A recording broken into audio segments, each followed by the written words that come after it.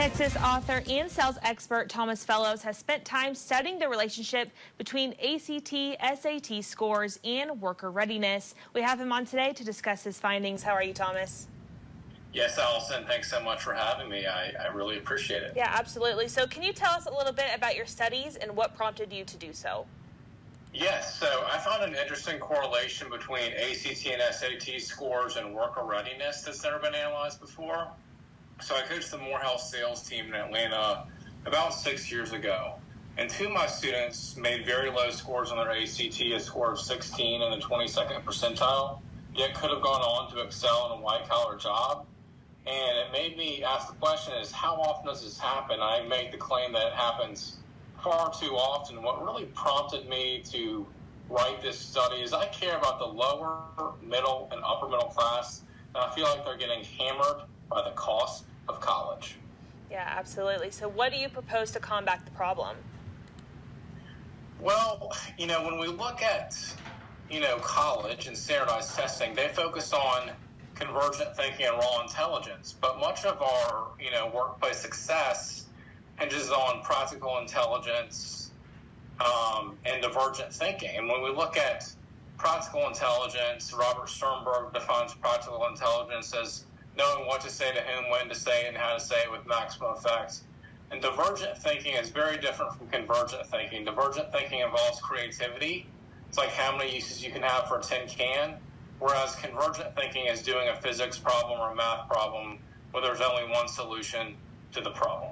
Yeah, absolutely. So what do you say about the careers that require college degrees? Well, I would say that instead of even, with law and medicine and things such as that nature, people should go straight into law school or straight into medical school. Obviously, those require a lot of convergent thinking. But if you look at, something in engineering, maybe we need college for that.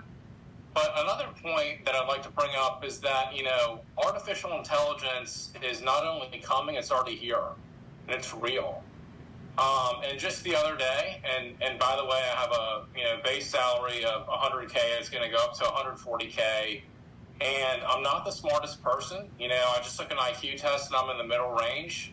But I'm a very good practical thinker and I think outside the box. So, a prospect was saying, hey, I really appreciate you hounding me, trying to make this deal happen because we need this solution. And a lot of salespeople would say, hey, I'm just really trying to serve you. And I said, hey, I'm just trying to, make a buck here. I'm trying to make commission off that. And because I elicited trust and respect from the prospect, he's going to be more likely to buy. And I'm going to Tennessee for an on-site visit in a few weeks to work on a $500K deal. And, that can't be taught in standardized testing, or I would even argue in college today. Yeah, absolutely. So how do you think that this affects our own Wyoming viewers?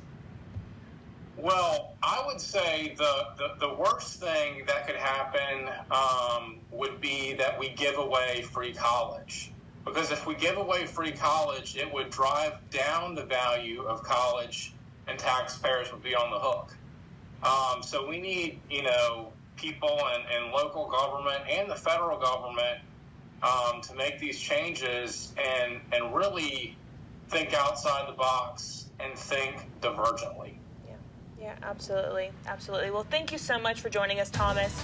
We'll be right back. Allison, thanks so much for having me. I appreciate it. Absolutely. We will be right back after the break.